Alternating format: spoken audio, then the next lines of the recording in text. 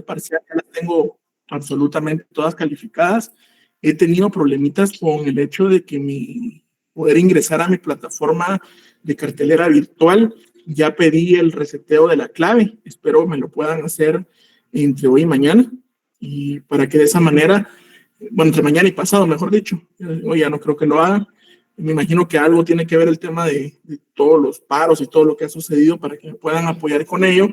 Entonces, en ese momento yo ya tengo para cargar las notas y que cada uno de ustedes las puedan ver. Ya inicié a calificar los exámenes del segundo parcial. Aprovecho a preguntar si hay alguien que vaya a tener extemporáneo con su servidor para considerarlo. Si no es así, pues excelente. Prácticamente cuando me habiliten la plataforma, espero terminar de calificar de acá el sábado ya el segundo parcial y espero día miércoles, jueves estar subiendo las del primero y sábado, domingo estar subiendo el segundo para que de esa manera ustedes ya tengan su zona integrada. Vuelvo y repito, pido disculpas por eso, nunca me había pasado de no poder ingresar a la plataforma como tal y me pide un reseteo de contraseña, misma que ya solicité apoyo para poderlo hacer. ¿Cómo les fue en el examen?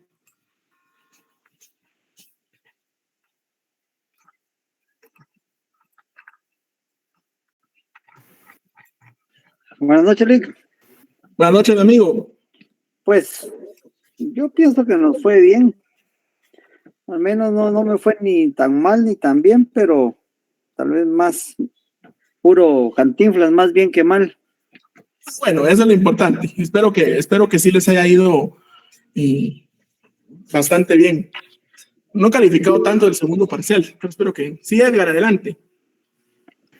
Buenas noches, licenciado. Fíjese que a manera de comentario, yo tengo una duda respecto al segundo parcial. Decime. Fíjese que yo cuando estaba cargando el archivo PDF, me marcaba cargando y no se cargaba. Entonces, por la premura del asunto, ¿verdad? Yo vi que ya se me acababa el tiempo, le di enviar.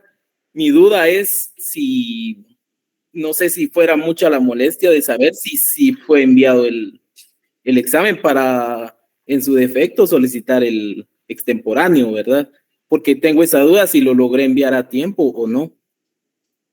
Recordame, terminando la clase, escribe y mandas tu número de carrera y nombre y de una vez reviso, ¿viste? Muy agradecido, licenciado, le agradezco mucho. A la orden. Bueno, chicos. Buenas noches. Dime, Erika, dime. Elka, perdón. ¿Cómo estás? Fíjese que yo tuve el mismo inconveniente. Ese día por el paro venía en el tráfico, ¿verdad? Como está todo tapado, y hice mi examen en el teléfono. También no sé si cargó el documento para enviarlo. Yo le tomé foto como pude porque lo hice realmente en el tráfico, pero no sé si llegó. Ok, el mismo procedimiento. Me escribes tus datos en un mensajito. Así reviso terminando la clase. ¿Te parece? Muchas gracias, Lee. Bueno, muchas gracias a ti. Bueno, vamos a iniciar platicando y de la tarea que habíamos hablado se va a asignar el día jueves los diferentes temas. Les voy a compartir también los diferentes instrumentos que vamos a utilizar de guía parecido a lo que hicimos en el examen para poder llevar a cabo el ejercicio que hablamos en un par de clases anteriores. Esto con la finalidad de poner en práctica los diferentes recursos que se pueden presentar en las diferentes instancias que corresponden al derecho administrativo. Para recapitular y reforzar un poco lo que va a ser la tarea y obviamente seguir avanzando en el contenido, vamos a recapitular en cuanto a los diferentes recursos. La tarea creo que la voy a dejar casi, vamos a ver, voy a dar unos 15 días, no te preocupes, bastante tiempo, suficiente tiempo. Va a ser, yo no dejo trabajos muy cargados porque me gusta más la calidad que la cantidad. Entonces, tranquis por eso. Les decía de los recursos administrativos en la Administración Centralizada de Guatemala. Es importante que, como les decía en clases anteriores, que nosotros entendamos que una de las situaciones primordiales es que nosotros entendamos cuáles son las diferentes instituciones que componen y que son parte del derecho administrativo en Guatemala. Y hemos platicado de algunas centralizadas, descentralizadas, concentradas, desconcentradas, y que entendamos que muchas de ellas contienen sus propias normas y normativos para poder delimitar ciertas situaciones en el ámbito administrativo, como lo puede ser el ámbito laboral. Están también las instituciones que por su naturaleza de carácter autónomas y desconcentradas tienen sus propias normativas. Esto implica que cada institución va a tener diferentes recursos a su disposición para poderse oponer a una resolución de una autoridad. Cualquier autoridad que usted considere pertinente pensar como ejemplo. Podría ser SAT, podría ser el ICS, podría ser Universidad de San Carlos, podría ser un ministerio, podría ser el mismo Ministerio Público desde el ámbito administrativo, etcétera. En la Contraloría General de Cuentas. Entonces, lo importante es saber identificar si la institución a la que nos estamos refiriendo tiene una normativa específica. Si nosotros, esa es como pregunta que deberíamos de saber, ¿qué sucede, jóvenes, si nosotros estamos hablando de una institución en concreto y resulta que no tiene una normativa específica que lo regule? ¿Qué debemos de hacer o cuál normativa sería la que se debe de aplicar de manera supletoria? ¿El contencioso administrativo, Lic? No. ¿Quiénes opinan que el contencioso administrativo?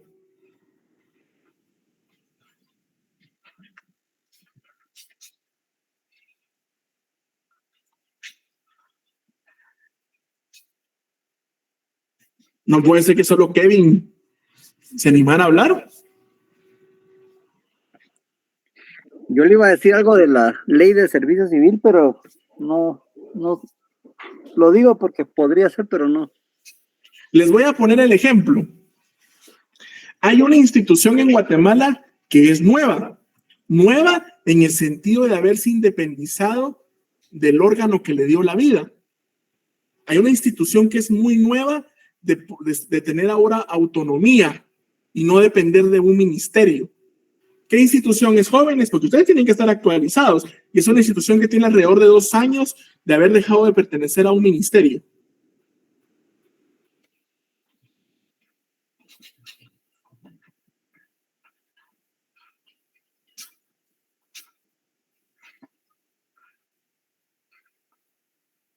Sí, me van a matar. No sean así, hombre. Pregunta de privado, jóvenes. Se las pongo más fácil. Es una institución que pertenecía al Ministerio de Gobernación.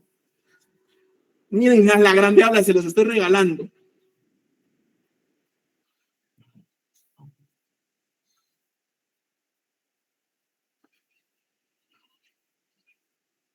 A 5 puntos la pregunta. LIC no es la, bueno, no sé, verdad, si me equivoco, pero la Superintendencia de Administración Tributaria.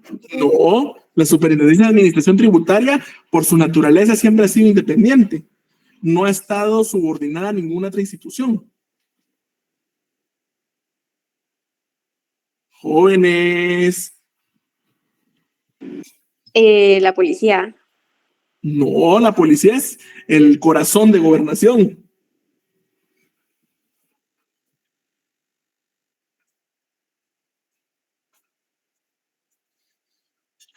Jóvenes.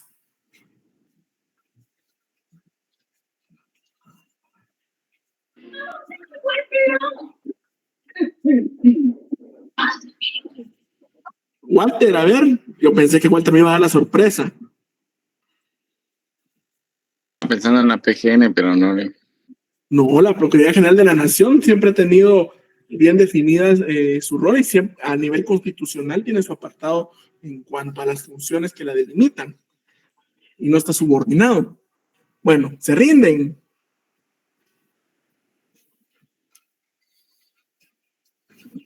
Es migración, Malik. ¿Cómo dijiste? El Instituto Guatemalteco de Migración no es. No te voy a dar los 5 porque estás adivinando. Te voy a dar 3 puntos. Pero efectivamente es migración. ¿Cómo se llamaba migración antes?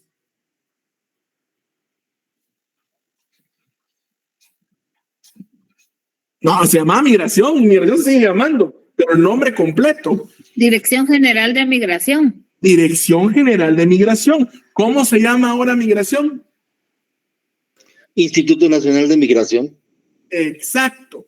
¿Por qué se dio esa mutación de nombre? Porque antes era una dirección que pertenecía y estaba subordinada al Ministerio de Gobernación. Siempre fue una de las críticas que el ministerio, que la Dirección General la actual Dirección General de Migración, al estar subordinado, no tenía independencia en cuanto a sus decisiones, ni independencia en cuanto a los recursos que podía captar, que son bastantes por la emisión del pasaporte. Siempre se dijo que una de las limitantes que tenía para que el funcionamiento fuera ideal era que no podía tomar decisiones prontas y eficaces por la naturaleza de subordinación al Ministerio de Gobernación como tal. Entonces, hace un par de años, mediante acuerdo gubernativo, se toma la decisión de desligarlo del Ministerio de Gobernación y convertirlo en un instituto. Esto significa que ya no está subordinado al ministerio como tal. Pero ahí nos encontramos en un problema, porque muchos de las normas que lo regían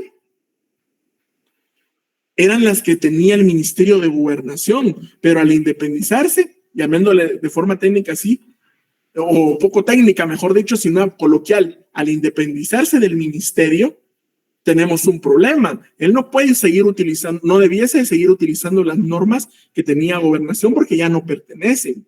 Esto significa que la institución tiene que generar sus propias normas o normativos propios para regular diferentes situaciones que uno tuviera que presentar o adaptar las que tenían, pero convertirlas como propias. Porque ahora ya no pueden aducir que la máxima autoridad es el ministro de Gobernación, por ejemplo. Ahora la mayor autoridad es quien tenga al mando dicha institución. Entonces, de manera supletoria, pueden seguir utilizando la norma, ya no pueden utilizar la norma que anteriormente tenía, sino al no tener contemplado los recursos que lo regulan, se tienen que ir a lo que dice Kevin. ¿Qué fue lo que nos dijiste, Kevin? ¿Cuál es la ley supletoria cuando no existen recursos dentro de la normativa interna de la institución?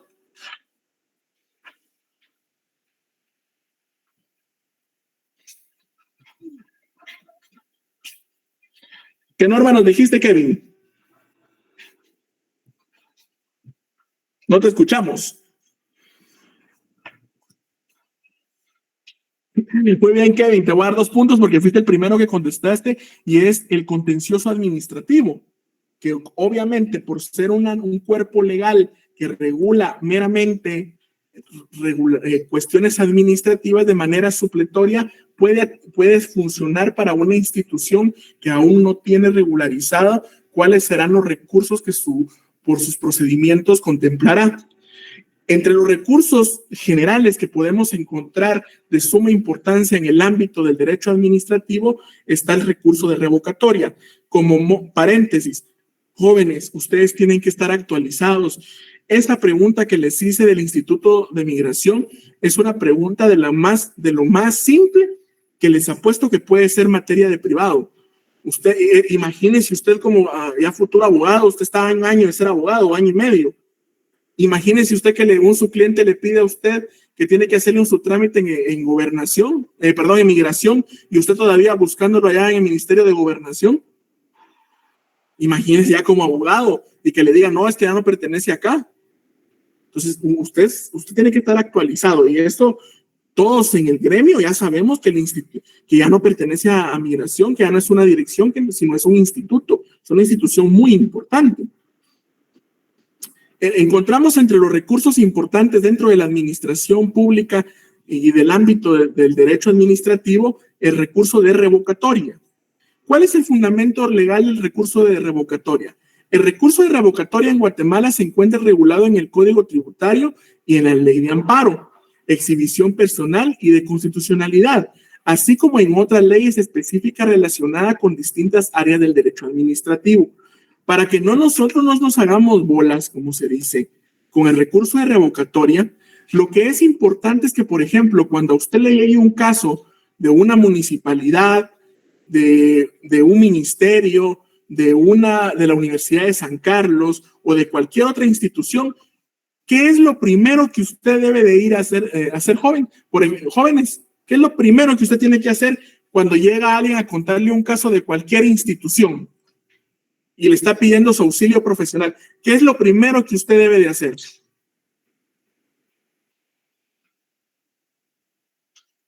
¿Está la ley orgánica de esa institución? Exactamente, Ángel. Usted sáquese de la idea que usted se va a memorizar.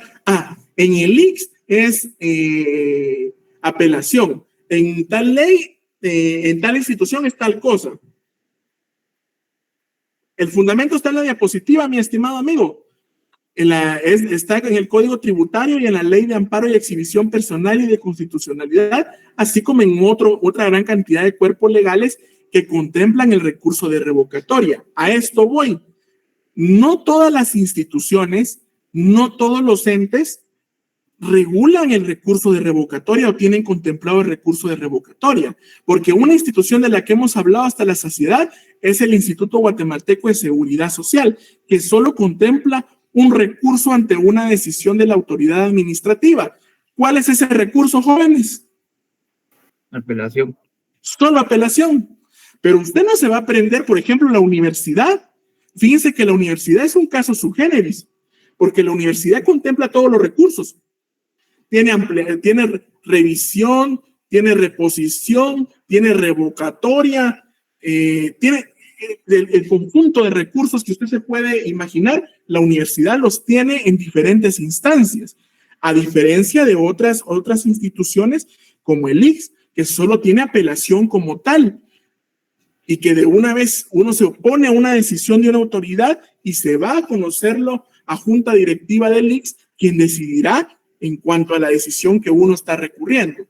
Entonces, no se abrume por conocerse todos los recursos, por memorizar. En el IX son tales, en la universidad son tales.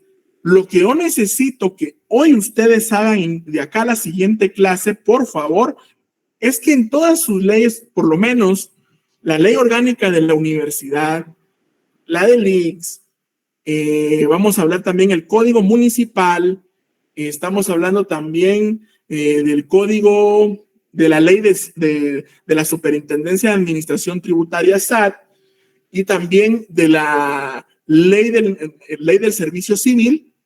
Por favor, van a agarrar una banderita y van a identificar dónde están los diferentes recursos que contempla según la institución de la que estemos hablando.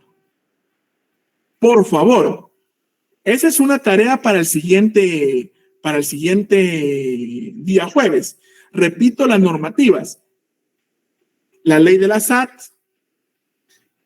ley orgánica de la Universidad de San Carlos, también les dije Instituto Guatemalteco de Seguridad Social. También, por favor, les mencioné la ley del Servicio Civil. ¿Se me va alguna por ahí, jóvenes, que les haya mencionado? Municipal. Código municipal. El único favor que les pido para la siguiente clase, y con eso no van a tener que memorizar, es que ustedes agarren su banderita, busquen donde diga apelación en la del IX, ustedes colocan una banderita y ponen apelación. Entonces ya van a saber ustedes cuando miren su nombre, aquí está la apelación, ve que es el recurso que cabe ante una decisión administrativa. Vamos a la universidad, acá está revocatoria, acá está reposición, acá está ampliación, acá está, y con un colorcito, así como ustedes lo identifiquen, estas normas que les dije que van a ser sobre las cuales vamos a desarrollar los ejercicios que vamos a dejar como tarea. Por favor, allá si usted no lo quiere hacer, pero yo lo haría, porque hoy sí va a ser materia de examen que usted tenga identificado los diferentes recursos dependiendo de las instituciones que les acabo de mencionar. Número 2 del recurso. Sí, Ángel, adelante. Lick, una pregunta. Fíjese que yo estuve viendo previo al examen este tema en la ley ley orgánica del Ministerio Público, pero me hice más bolas porque me encontré con muchos recursos. Me parece que eran casi todos de revocatoria, pero en el tema, digamos, interno administrativo, cuando había alguna sanción administrativa para los empleados del Ministerio Público, pero no me logré ubicar en los artículos porque son hay que saberlos interpretar perfectamente en cuanto, por ejemplo, que yo, como ciudadano, quiero interponer algún recurso contra alguna decisión del Ministerio Público. Entonces, me confundí mucho ahí porque hay mucho recurso, pero es para los empleados del Ministerio Público. Sí, hay algunos recursos en algunas normativas que son aplicables únicamente al personal que labora en esa institución. No sé si alguien de acá labora en el Ministerio de Educación.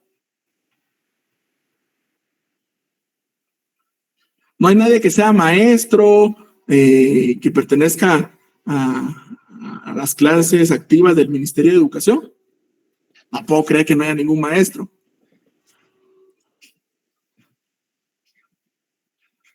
Bueno, entonces les comento.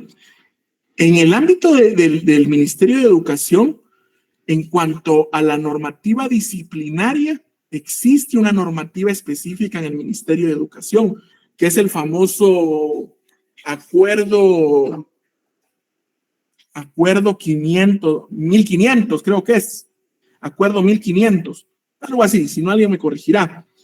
Hay una normativa específica, mi estimado Ángel, en muchas instituciones meramente que regula el ámbito de cuando la persona tiene una relación de algún tipo con la institución. Por ejemplo, a una persona particular, por ejemplo, te doy un ejemplo sencillo, quizás un familiar tuyo, tu hermana, por ejemplo. Tu hermana, al no ser estudiante de San Carlos, ellas no tienen por qué hacer uso de diferentes normas que solo atienden a trabajadores y estudiantes.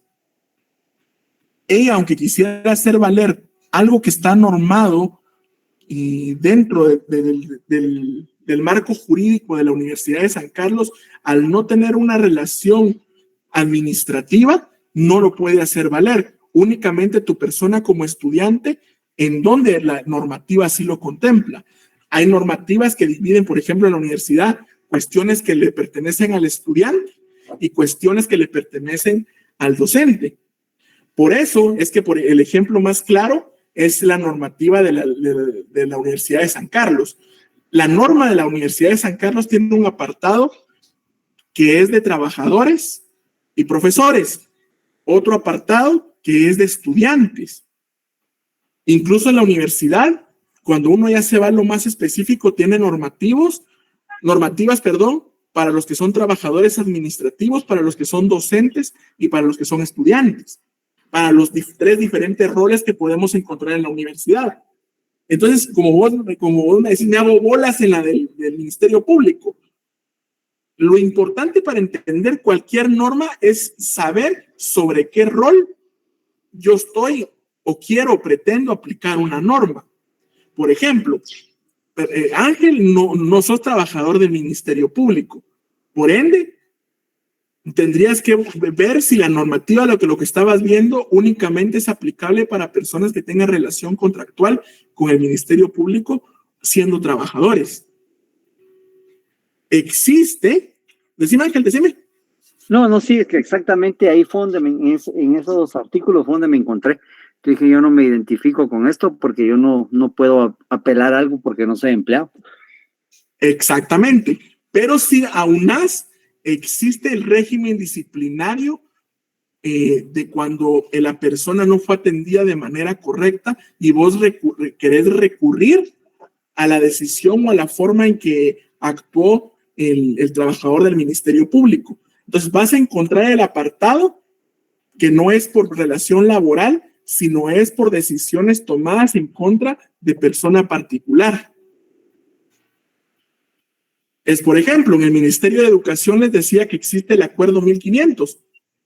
Si yo soy una persona particular que quiero recurrir a la autoridad administrativa porque a mi hijo no lo quieren recibir en una escuela y yo presento un recurso valiéndome del Acuerdo 1500, me lo van a rechazar porque ese es únicamente para la relación de patrono-trabajador.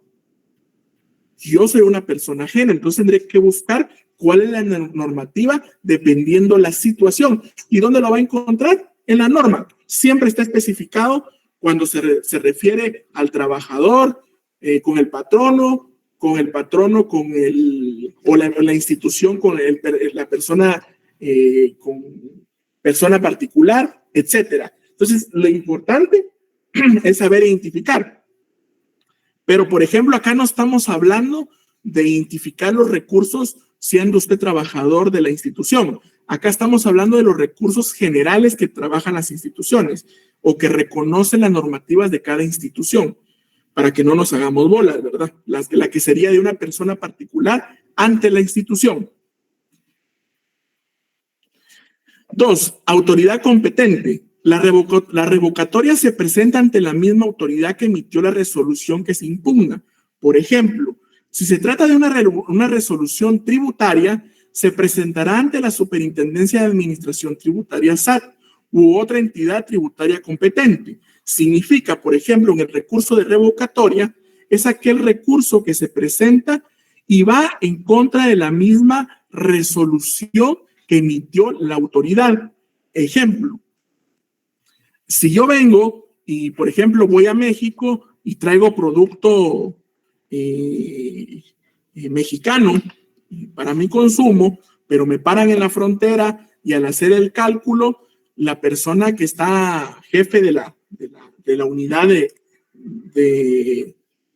¿cómo se llama? De la Superintendencia de Administración Tributaria, dice que yo me pasé del límite. Y, por ejemplo, me confisca el producto que yo traigo. Y yo no estoy de acuerdo con esa decisión que esta autoridad administrativa puso. Entonces yo debo de presentar el recurso de revocatoria. Y el recurso de revocatoria dice que se presenta ante la misma autoridad que interpuso la sanción. Quiere decir que yo hago mi memorial y la interpongo con el jefe de esa unidad, quien haya firmado la sanción. Ese es el recurso de revocatoria, el mismo que busca anular o modificar la sanción que se me haya interpuesto. Muy rara vez el recurso de revocatoria va a surtir sus frutos. ¿Por qué? Porque es la misma autoridad que a nosotros nos sancionó. Es muy difícil que cambie de parecer. Pasa, sí, pero es muy extraño. En el ámbito de la SAT, de la Superintendencia de Administración Tributaria, sí reconoce el recurso de revocatoria. ¿Por qué algunas instituciones no reconocen este recurso dentro de sus cuerpos legales? Quizás porque en algún momento la autoridad lo ve innecesario. Porque es casi lógico que va a pasar si yo recorro ante la misma autoridad. En el caso, pongámoslo en el caso práctico de la universidad. Imagínense que ustedes presentan el recurso de revocatoria, vengo yo y descubro a alguien copiando en el examen. Le solicito a junta directiva que le suspenda la matrícula por 3 meses, que es lo que la norma contempla en el ámbito del estudiante. Viene la junta directiva y a usted le suspende su matrícula 3 meses. Viene usted y presenta su recurso de revocatoria, que la universidad sí lo contempla. Si fue la misma unidad académica la misma junta directiva la que le sancionó, ¿cómo cree usted que va a volver a resolver ese recurso de revocatoria? ¿Cree usted que va a cambiar la resolución? En la misma vía. Probablemente en la misma vía, al no ser que usted pueda aportar un medio de prueba que sea trascendental para cambiar la resolución, pero es complejo, porque ya se tiene una tendencia ante una resolución. Pero para delimitar revocatoria es aquel recurso que se presenta ante la misma autoridad que le sancionó. ¿Estamos claros?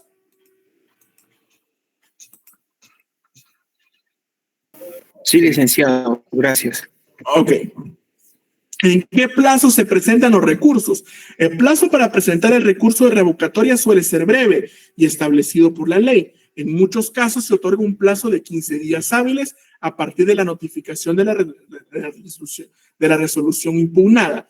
Hay dos formas de leer los plazos, que siempre hay que ser cuidadoso. Vienen cuando son plazos administrativos, regularmente son días hábiles, pero también en alguna norma, en algún momento determinado, siempre no hay que darlo por hecho, porque hay normas que nos pudieran hablar de días naturales. ¿A qué nos referimos cuando decimos plazos de días naturales, jóvenes?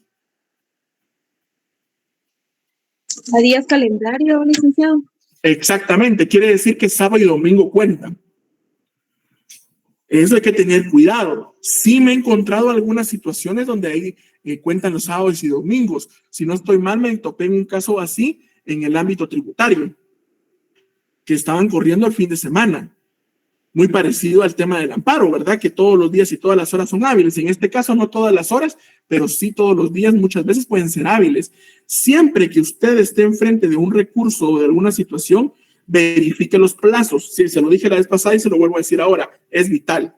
Requisitos formales. El recurso debe de cumplir con ciertos requisitos formales como identificar claramente la resolución impugnada, exponer los fundamentos legales y fácticos de la impugnación, estar firmado por el recurrente o su representante legal.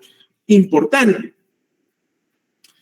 Siempre que usted a la vez pasada leímos un memorial, por favor darse cuenta que la autoridad que se está recurriendo es correcta, que los datos sean claros y explícitos y sobre todo que vayan a las firmas.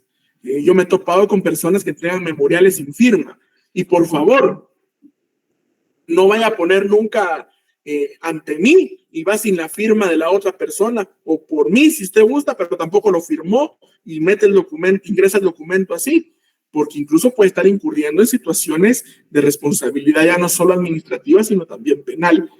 Los documentos, sin importar si es notariado, civil, penal, laboral, mercantil, por favor, siempre tómese el tiempo de hacerlo bien. El documento que utilizamos de ejemplo la vez pasada, porque así como hay que ver los buenos ejemplos, hay que ver los malos, nos dimos cuenta que tenía errores de persona y errores en la solicitud. Eso no puede suceder. Aunque uno utilice una minuta, siempre debe cerciorarse que los datos consignados sean correctos. 5. El trámite y la resolución. Una vez presentado el recurso de revocatoria, la autoridad administrativa tiene la responsabilidad de revisar los argumentos presentados y emitir una nueva resolución que puede confirmar, revocar o modificar la resolución impugnada. Este proceso debe de llevarse a cabo dentro de un plazo establecido por la ley. La misma norma va a establecer cuánto tiempo tiene la autoridad luego de presentado el recurso para poder volver a resolver, ya sea anulando la resolución, modificando la resolución o validando la resolución previamente emitida. Acá hay en el número 6 vamos a encontrar esto que no siempre se aplica en el ámbito guatemalteco, que nos dice el recurso jerárquico, que en este caso de que la autoridad administrativa mantenga su decisión original, el recurrente generalmente tiene la opción de presentar un recurso jerárquico ante la autoridad superior correspondiente. Este recurso busca una revisión adicional de la decisión. Regularmente, ante la mayoría de recursos, siempre habrá alguna autoridad administrativa bajo otro recurso que podamos recurrir la decisión. En el caso de la Universidad de San Carlos, en el ámbito estudiantil, si usted recurre a una decisión de junta directiva, ¿quién será la siguiente autoridad que conocerá un caso de una oposición a una resolución?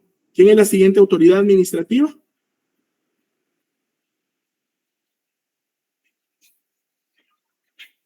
Pregunto.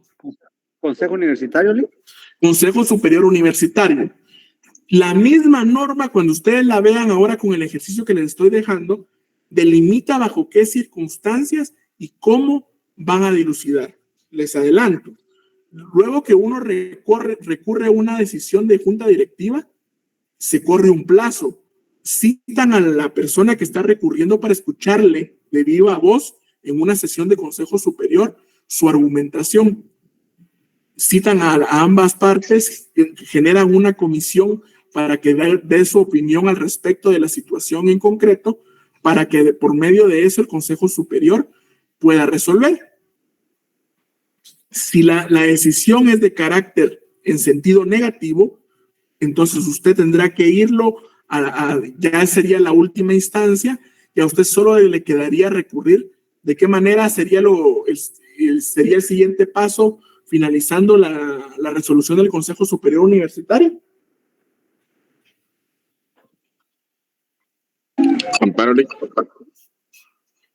Amparo, que dijimos que es una posibilidad bajo algunas circunstancias, pero si no sería en la vía ordinaria. Contencioso administrativo. El contencioso administrativo, que lo vamos a delimitar también. Gracias.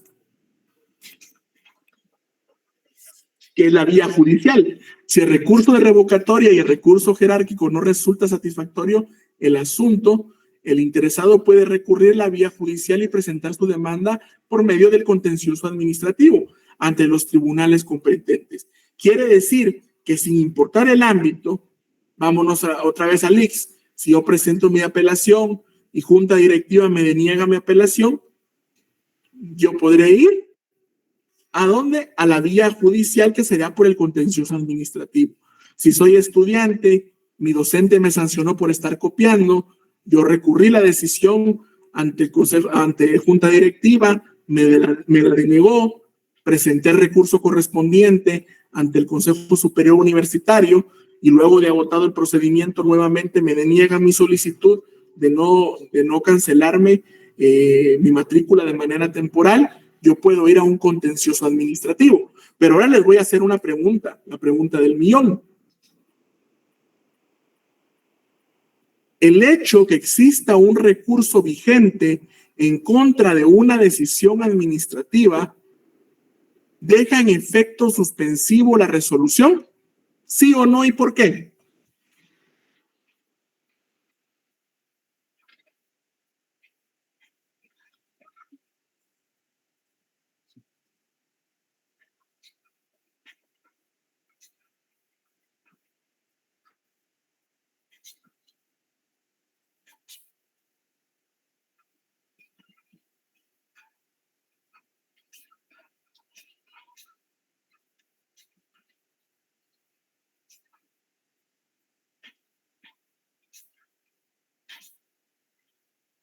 Jóvenes. Y yo creería, bueno, me estoy equivocando quizás, pero creería que sí, porque se va a la siguiente vía, que sería la judicial. Ok, vamos bien. Pero ¿qué pasa, por ejemplo, si viene el señor Juan Pérez Ángel a tu oficina y te dice, fíjese, Ángel, licenciado, que yo me presenté el día 20 al IX y sin querer, por motivos de que yo estaba tomando un medicamento, me alteré y le falté el respeto a una enfermera, situación por la cual el director del hospital, de la clínica donde me atendieron, decidió cancelarme mi servicio o mi derecho al IX. Entonces, yo vengo a contratarlo para que presentemos algún recurso, porque viera que yo me estoy haciendo diálisis. Soy un enfermo renal crónico. Y si yo no me hago cada 2 veces por semana mi tratamiento, me muero. Entonces, pregunto, Ángel, por medio del recurso, o a todos les pregunto, por medio del recurso que Ángel le presenta, en este caso, a la autoridad jerárquica superior, que es Junta Directiva del Instituto Guatemalteco de Seguridad Social, pregunto, el hecho de que se presente ese recurso de apelación ante la decisión deja de manera suspendida esa resolución de haberle quitado el derecho de la diálisis al señor, ¿sí o no? Yo pensaría que sí, Lick, hasta esperar la resolución del consejo.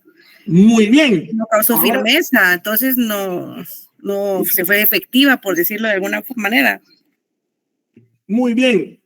¿Por qué? Porque la resolución, cuando existen recursos en trámite en el ámbito administrativo generan suspensión de la resolución, no la deja firme. Las resoluciones quedan firmes luego de que haya pasado los plazos para poder presentar oposición. Eso es importante que ustedes lo sepan. Las resoluciones quedan firmes en el ámbito administrativo hasta que el tiempo, como que todas las ramas del derecho, hasta el momento que se vence el plazo para poder presentar oposición a dicha resolución. Si usted viene y presenta una oposición en el tiempo correspondiente, deje en suspenso la misma hasta que el recurso sea resuelto, ya sea en forma positiva o negativa. Por eso es que muchas veces, aunque se sabe que las causas se tienen perdidas, por medio de recursos lo único que se busca es poderle dar un poquito de tiempo al cliente, aunque se sepa que realmente la causa no tiene un propósito, pero pues a veces lo que se busca es eso, ganar tiempo. Eso es que es importante que lo tengamos muy claro, que causa efectos suspensivos. Te voy a dar tu punto, que oíste, porque sí, estuvo muy bien tu respuesta. Pero ahí me escriben, si no pierden. Otro de los recursos que regularmente vamos a encontrar dentro de los diferentes cuerpos legales administrativos del derecho guatemalteco es el recurso de reposición, el cual nos dice lo siguiente: el recurso de reposición en Guatemala se encuentra regulado principalmente en las diferentes normas, donde el mismo se encuentra contemplado. Dentro de las normativas donde podemos encontrar regulado dicho recurso, podemos mencionar el decreto número 119-96 del Congreso de la República de Guatemala, donde vamos a encontrar el recurso de reposición muy bien desarrollado. Por ejemplo, en la Ley de lo Contencioso Administrativo, habla de recurso de reposición. También lo vamos a encontrar en diferentes cuerpos legales como en la universidad, que sí contempla el recurso de reposición, y en otras instituciones que sí, dentro de su engranaje funcional, ven el recurso de reposición como un instrumento válido o una herramienta que le puede servir a la población para oponerse a una decisión de la autoridad. Procedencia. El recurso de reposición es procedente cuando una persona afectada por una resolución administrativa considera que la resolución es injusta o ilegal y busca su revocación o modificación. Muchas veces la palabra injusta aquí para mí la veo de más, porque recuérdense que el derecho no es justo ni injusto, el derecho simplemente responde a la necesidad de una colectividad o de cierta situación en concreto, no siempre precisamente de la justicia.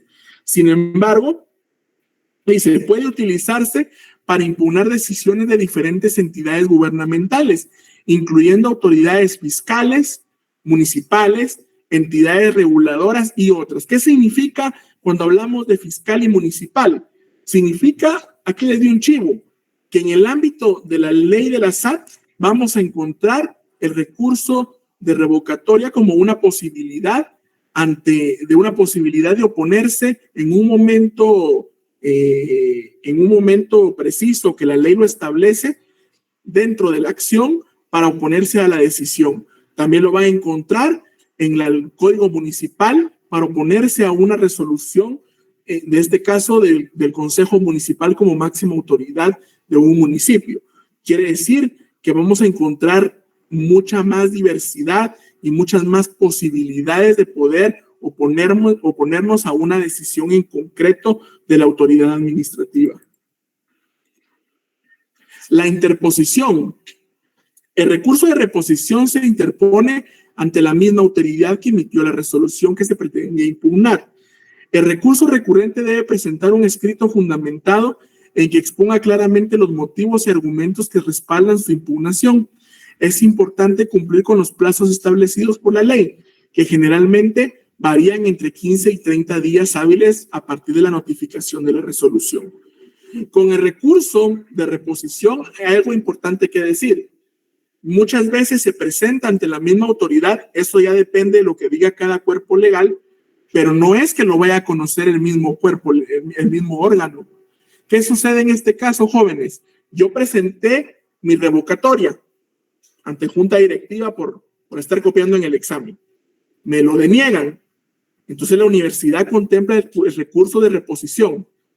Y dice acá que lo debo de presentar ante el mismo órgano. Pero en ese momento, ¿qué va a hacer este órgano que ya me denegó mi recurso de revocatoria y ahora estoy interponiendo la reposición? ¿Qué debe de hacer ante el hecho de que yo me puse nuevamente a la resolución y estoy presentando mi recurso de reposición que la normativa contempla? ¿Qué tiene que hacer la autoridad? Elevarlo a la siguiente autoridad. Perfecto, ahí te llevaste tu punto, Ángel. Gracias. Se debe de... Y el rector, ¿verdad? El Consejo Superior. Sí, perdón. Viene junta directiva y no solo lo eleva. En la ley de la universidad, como en todos los normativos, van a encontrar que indica que la autoridad deberá de generar un expediente. Ahí la importancia cuando vimos el expediente en el ámbito administrativo. Un expediente que valide las resoluciones y elevarlo. O sea, no solo es elevar el recurso, sino debe ser acompañado de las actuaciones que le llevaron a resolver en una primera instancia de forma sancionatoria, y en una segunda instancia, después de presentarse el recurso de revocatoria, a reafirmar la resolución inicial. Se eleva en expediente y ahí se le va a notificar a la persona de la audiencia o lo que corresponda para poder validar la defensa que se conlleva. Regularmente lo que se hace es correr audiencia. La universidad creo que dice entre los próximos 30 o 40 días posterior a la presentación del recurso de reposición. Entonces, se entrega ante la misma autoridad y se eleva. ¿Vamos claros hasta ahí?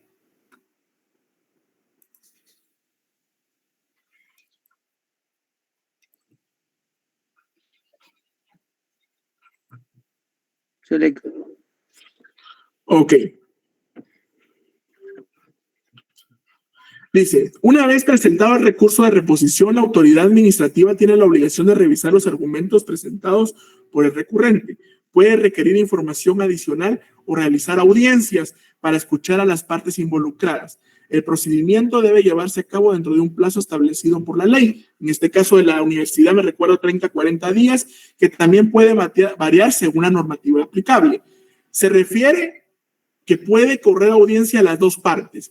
En el caso concreto de la universidad, que sí, por su naturaleza de organizacional de la U es que caben todos esos recursos, les pregunto, ¿quiénes serían las dos partes que el Consejo Superior Universitario escucharía?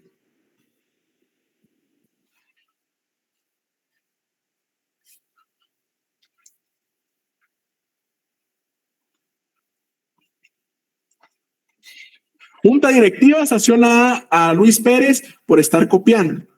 Presenta su recurso de revocatoria, se lo deniegan. Luego reposición. Lo elevan, lo hacen el expediente y lo elevan a autoridad superior. Y dice acá que pueden correr audiencia a los involucrados. ¿Quiénes serían los involucrados y quiénes representarían a los involucrados, jóvenes? El órgano que elevó el recurso de revocatoria a la siguiente instancia y la persona que recurre el IC. Muy bien. ¿Y quién sería el que representa a la autoridad en este caso que elevó? En el caso concreto del ejemplo de la Facultad de Derecho. Hijuela. Pensate bien la respuesta, Ángel, pensátela. Tendría que ser el decano, LIC. El decano. Muy bien. Y ahora viene la pregunta de apunto. ¿Y si el decano estuviera enfermo o tiene otra reunión y no se puede presentar ese día? El siguiente después de él, que sería el... Ay, no recuerdo ahora ¿Alguien? El vocal, LIC. ¿Qué vocal? Primero. Muy bien, se llevó su punto Ángel, muy bien, anda ganador. Muy bien, Ángel. Que llevo 6, LIC. Y si no está el vocal primero, va al vocal segundo, si no va al vocal tercero, si no va al vocal hasta el tercero, porque el cuarto y quinto ya no pueden. ¿Saben por qué? Por la naturaleza de estudiantes. se llega hasta el tercero. ¿Y no hay suplente, Lick? No hay suplentes. Híjole. Incluso la norma indica que si se van corriendo los puestos y en un momento hay una vacante definitiva, pasado un plazo que la ley establece, se debe de convocar a elecciones de manera urgente. Pero inicialmente es el señor decano el que representa a la unidad académica. En el caso de que el Consejo Superior quisiera escuchar los alegatos de por qué se resolvió de una manera determinada. El recurso de reposición rara vez lo vamos a escuchar en varias instituciones, porque la naturaleza de la universidad es tal que sí caben toda esa cantidad de recursos, porque tenemos varios niveles de autoridades. Por eso es que somos como un gobierno pequeño, pero en otras situaciones no caben tantos recursos porque no hay tantas máximas autoridades.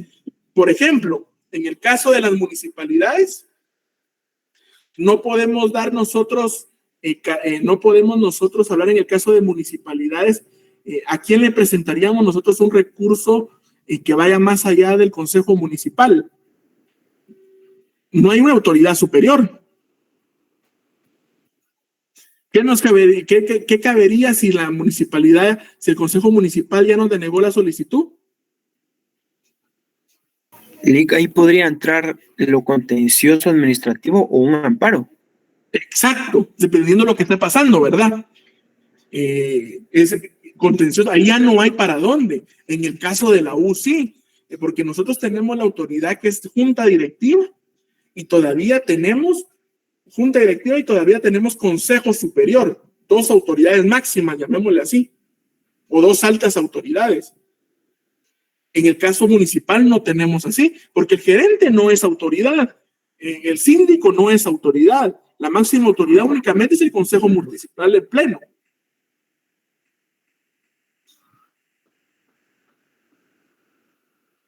Le vamos a dar su punto a Martín, porque al menos le noté la chiste y la seguridad para que viene quedando buena onda.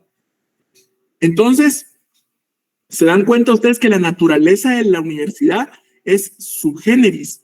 Por la forma en que está construida, la misma es que cabe un sinfín, está la posibilidad de más recursos, porque incluso ante el recurso, ante la resolución del Consejo Superior, todavía hay recursos que presentar. Fíjense ustedes, no se da como definitivo. Todavía hay un par de recursos que es, por ejemplo, creo que cabe la ampliación, como que fuera la CC, ¿verdad? Y ya votado todo lo que la normativa universitaria lo establece, ya nos vamos al contencioso. Pero aquí vuelvo y caigo en algo que Ángel hizo una observación. Siempre que usted llegue un cliente con usted, identifique bajo qué rol está trabajando. Por ejemplo, en el caso de la universidad, yo le digo, mire, es que yo soy trabajador. La universidad sí tiene su apartado donde dice, les decía, la relación del patrono con el docente. O sea, allí en ese apartado usted tiene que encontrar qué recursos y bajo qué circunstancias se interponen para no hacer un mix. Está el estudiante y va a encontrar el apartado del trabajador administrativo. ¿Cuál es la diferencia? Que nosotros los trabajadores tenemos un ente después de Consejo Superior que todavía puede salvar al trabajador, que también lo tiene el Ministerio de Educación, que se llama una famosa junta mixta. Que las juntas mixtas, ¿dónde las encuentra usted? Explicadas y desarrolladas, jóvenes, aparte del derecho administrativo.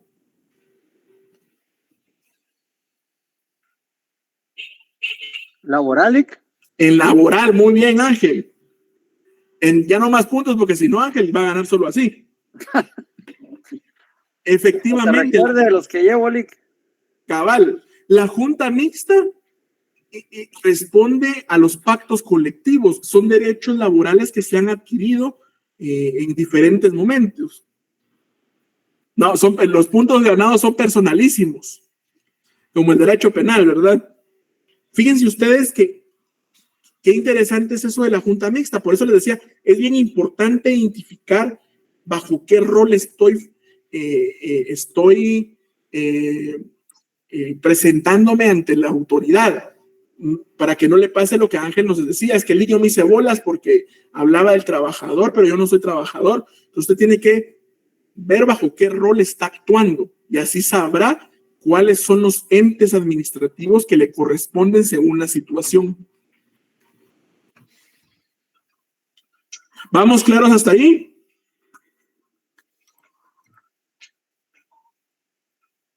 Sí. Ok. La resolución del recurso. La autoridad administrativa emitirá una resolución en la que confirmará, revocará o modificará la decisión impugnada.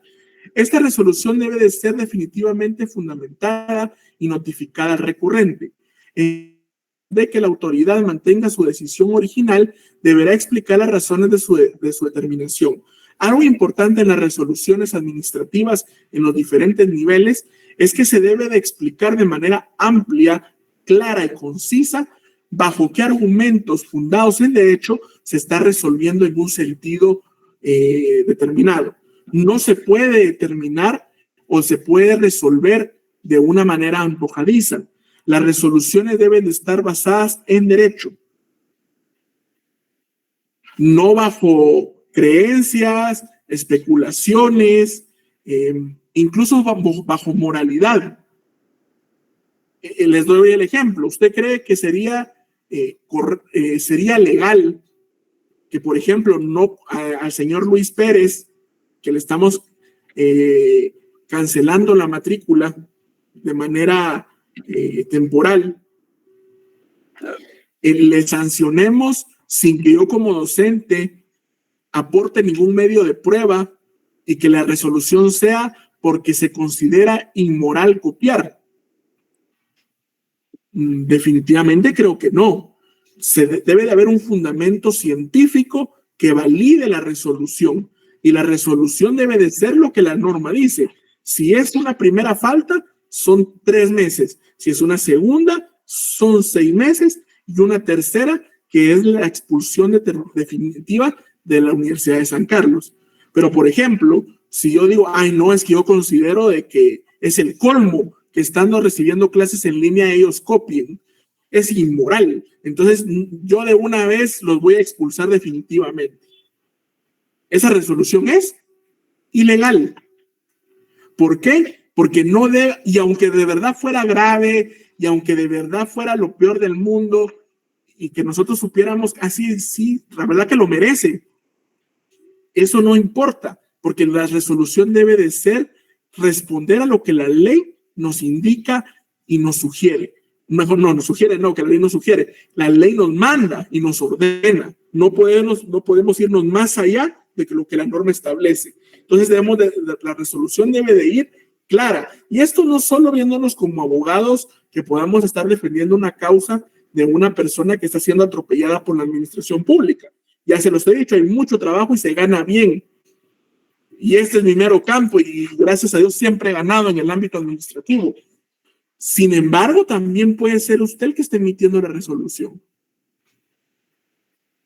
Y yo he asesorado a autoridades administrativas que muchas veces toman las decisiones en el ámbito de lo que creen o sienten. Y eso no funciona así. Por eso vemos que hoy el Estado debe un montón de dinero en reinstalaciones, porque no saben seguir los procedimientos. Yo hace un tiempo asesorando a una persona en el Ministerio de Educación, me dice, fíjate vos que yo quiero despedir a fulanito de tal porque está viniendo a trabajar en estado de ebriedad. Yo le digo, bueno, hacelo, pero la norma indica que para despedir a una persona están las faltas graves, están las faltas gravísimas, tendríamos que ver si el pacto colectivo que establece en cuanto a las sanciones, hay una norma específica del ministerio para sancionar. No, yo lo voy a despedir de una vez. Es que ¿cómo va a ser eso? Que le tengamos contemplaciones, si la persona no le importa, no importa. Hay procesos y procedimientos que se deben de cumplir, porque si yo no los cumplo, ahí viene el problema, porque en el ámbito laboral se pierde, causa un impacto económico grandísimo para la institución. ¿Por qué? Porque la autoridad es ignorante del derecho. Y lo primero que deberíamos de ver nosotros para sancionar, para emitir resoluciones, etcétera, es ir a la norma. Por eso miramos alcaldes presos. ¿Quiénes aquí no hemos sabido de un alcalde preso? ¿Por qué? Porque ellos en su ignorancia se creen amos y señores de las cosas. Yo he escuchado de alcaldes que dan licencias para deforestar sin tener licencia de impacto ambiental, como que fueran Dios, ¿verdad? Esta es mi tierra. Ponen un ejemplo acá. Vimos el caso de Adolfo Vivar, que ya se le señaló de varias circunstancias en la antigua Guatemala, y hay muchos municipios, no solo de Zacatepeques. Por de repente aquí hay alguien, un familiar o algo, y no quiero decir susceptibilidades, y que muchas veces ni siquiera es porque hayan actos de corrupción, sino la ignorancia es peligrosa en el ámbito administrativo. Usted debe de ver que la resolución sea apegada a derecho. Imagínense ustedes que yo soy parte del Consejo Superior Universitario, el señor Luis Pérez recurrió la decisión porque la junta directiva le está sancionando a la expulsión, porque el docente dijo que estaba copiando y a él están poniendo de una vez la sanción más fuerte. Recurre al Consejo Superior y yo digo, no, que lo echen, a mí no me importa que diga 3 meses, 6 meses, yo quiero expulsión definitiva porque a mí él me cae mal. Yo voto a favor. Porque pienso que soy amo y señor. Les pregunto a ustedes como abogados, si yo no fui observante de lo que la norma dice, ¿a qué me podría estar enfrentando yo por haber levantado mi manita y haber dicho que estoy a favor?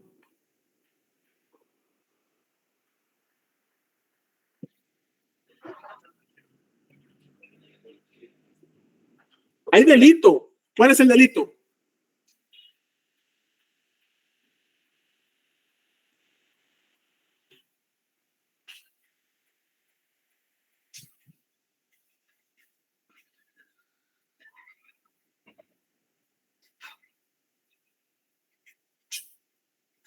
Jóvenes,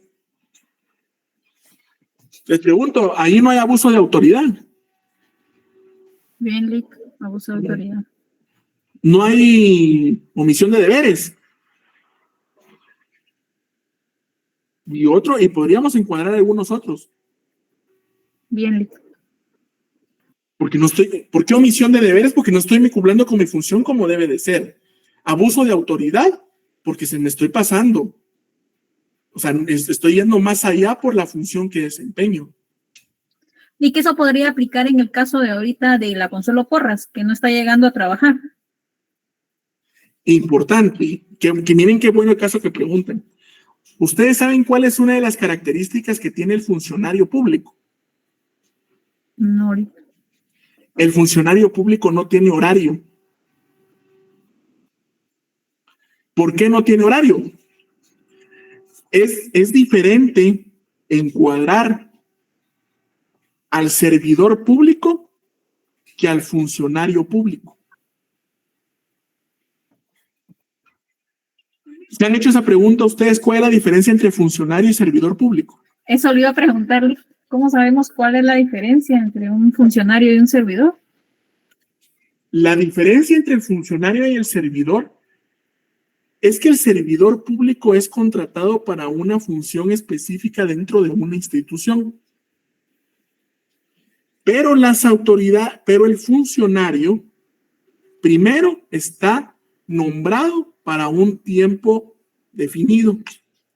Tiene funciones de administración y dirección. Y sobre todo, tiene también cuentadancia. Significa que responde por los fondos que se manejen en la institución, responde sobre el nombramiento de todo el demás personal y aparte de ello, cumple la función de representar a la institución ante otros órganos u otras instancias. ¿Por qué los funcionarios no tienen horario de entrada y salida? O sea, no está definido en el contrato. Porque, por ejemplo, si yo soy... denme un segundo, chicos, disculpen, no me cuelguen. Un segundo.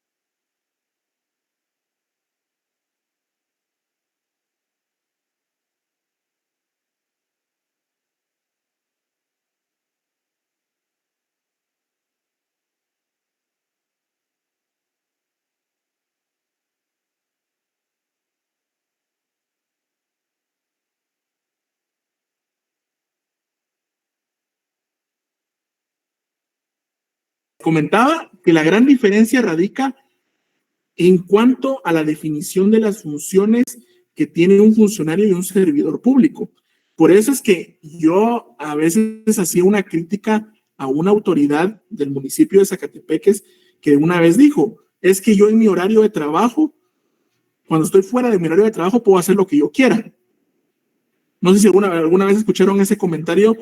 Eso no lo puede decir ni un diputado, no lo puede decir ni un alcalde, no lo puede decir el presidente, porque la función de un funcionario es prácticamente que está a disposición todo el tiempo. ¿Por qué?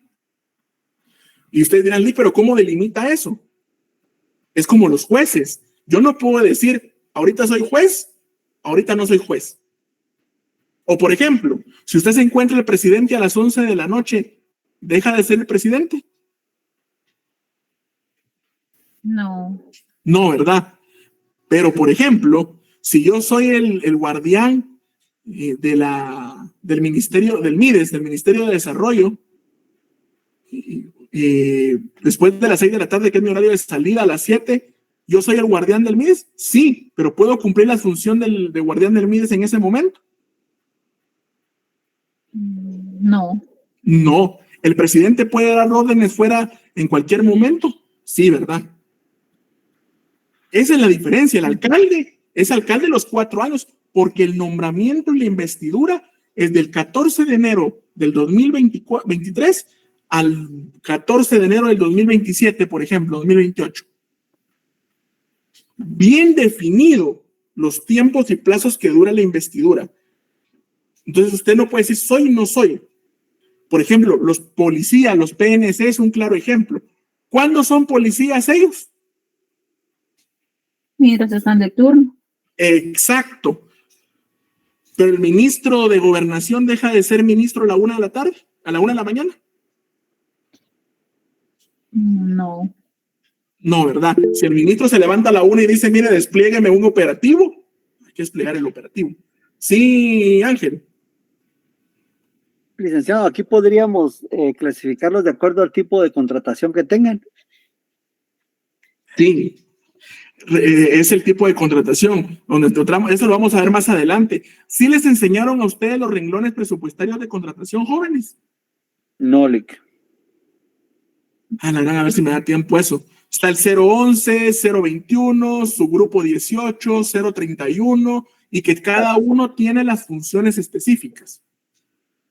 Sería bueno verlos, Lic, porque la verdad es que algunos los conocemos por el diario vivir y la relación laboral que muchos tengan, pero la verdad es que entre todos los renglones que hay, yo al menos en toda la etapa de la universidad no los estudié. Sí, exacto. Conocemos algunos, el 011 es más conocido, pero los otros que existen, no, ahorita que está mencionando usted. Sí saben que el 011 tiene una variante. No. Tampoco, Lic. Está el 011 indefinido y el 011 exento.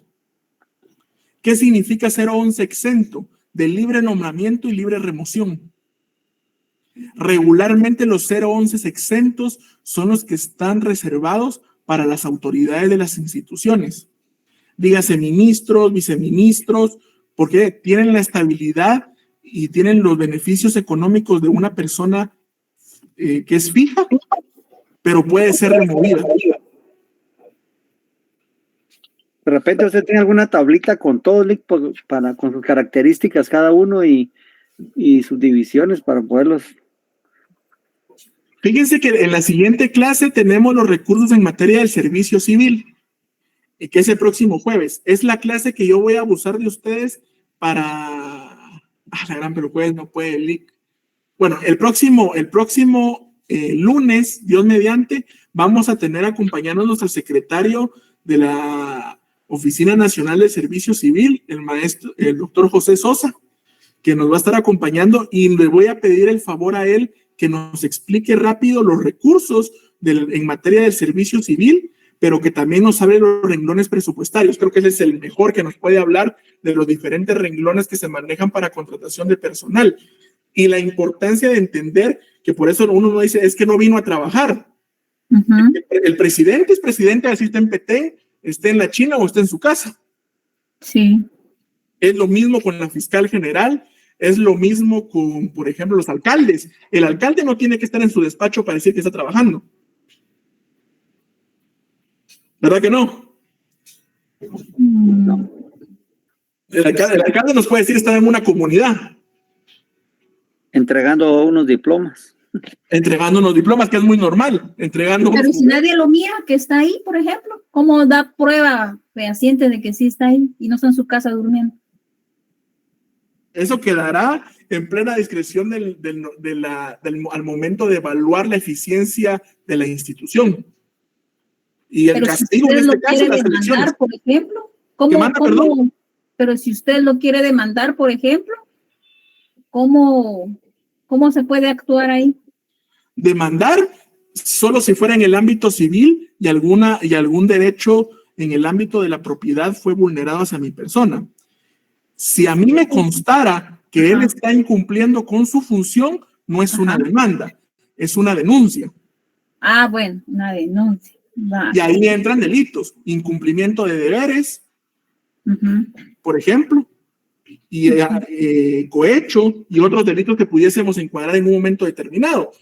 Por ejemplo, eso es lo delicado. Yo soy alcalde, pero como me fui a dormir, o me fui al puerto con mis amigos, patojos y patojas, yo feliz en el puerto, pero en ese momento resulta que hay un desastre en mi municipio y no había quien diera instrucciones para la evacuación. Y viene una denuncia de un ciudadano que dice que el alcalde no estaba en el municipio. Entonces la MP puede decir, bueno, señor alcalde, justifique dónde usted estaba en ese momento. No es que yo estaba en el puerto. Sí, pero usted no se le contrató para eso. Usted tiene que estar acá a disposición. Omisión de deberes, incumplimiento de funciones y cualquier otro delito que sea. Pero es a través de una denuncia y una investigación penal para ver si yo no estoy cumpliendo con las funciones que se me fueron encomendadas. Ahora, si estoy durmiendo en mi casa y no pasó nada y todo funcionó perfecto, pues no se me podrá señalar de nada, si todo se está respondiendo como debe de ser. Pero no se puede ganar un sueldo así durmiendo también, porque para eso le están pagando. Es inmoral. Pero algo siempre he dicho algo, ¿el derecho es moral? ¿El derecho responde a la moralidad o responde a intereses? Intereses. Ahí está la respuesta. No podemos confundir legalidad con moralidad. Son cuestiones distintas. ¿Es que así debería de ser? No. El derecho debería ser moral. Sin embargo, la moralidad es subjetiva, porque para lo que para ti es moral, para mí puede ser que no. Por eso es que no responde a moralidad, sino responde realmente a legalidad. Y aunque lo legal no sea precisamente moral, la ley es la ley, ¿verdad? Lex dura lex. ¿Y por qué para una persona civil, si no llega a trabajar, sí lo pueden despedir? Porque una persona, el trabajador, sí tiene horarios dentro de su contratación. Se debe de cumplir un horario. Por ejemplo, 8 de la mañana a 4 de la tarde. A diferencia del funcionario que no tiene un horario establecido en su contrato. O sea que el trabajador normal, nosotros, por ejemplo, así como usted y nosotros, seríamos como un servidor. Es un servidor, así es. Porque tienen un horario. Tienen un horario, así es. ¿Y quién de los dos? Yo recuerdo que no sé si es del funcionario o el servidor público, dice que puede hacer todo lo que la ley no le impida hacer. ¿Quién de los dos? Perdón.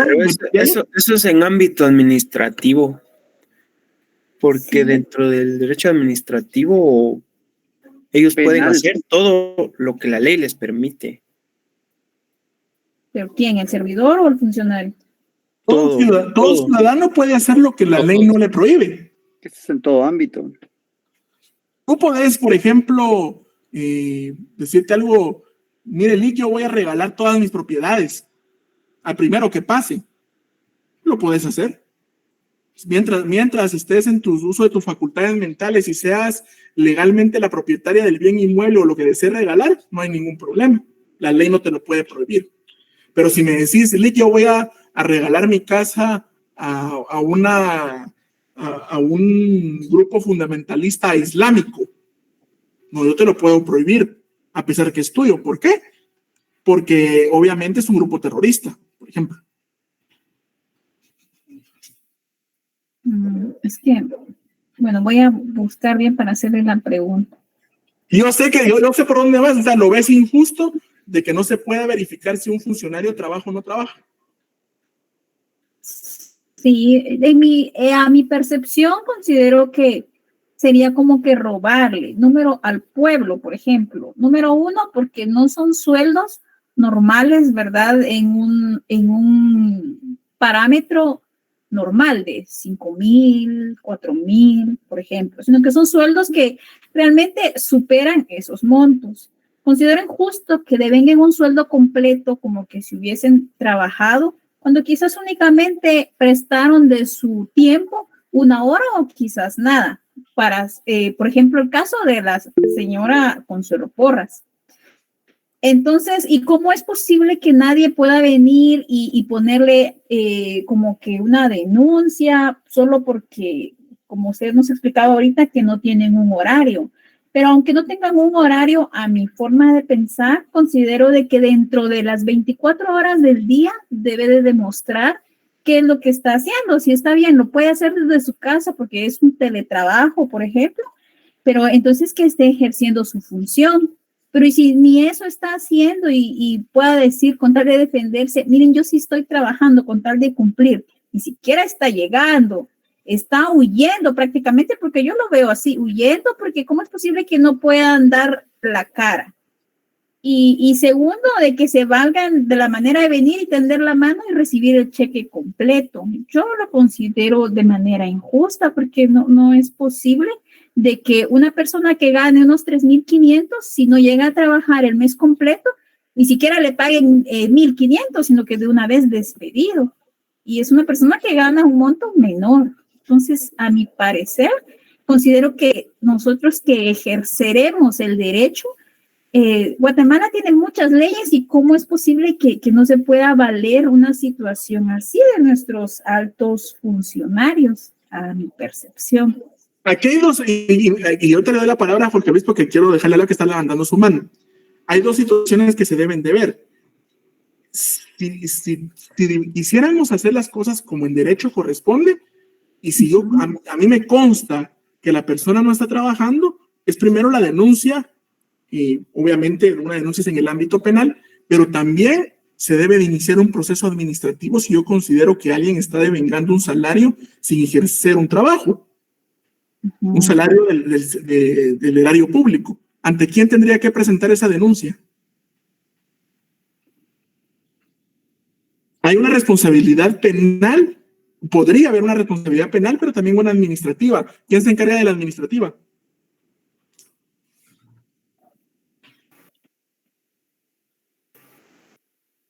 La Oficina Nacional del Servicio Civil, no. No, porque el Ministerio Público no se rige por ellos, tiene su propio sistema disciplinario, pero no es ahí.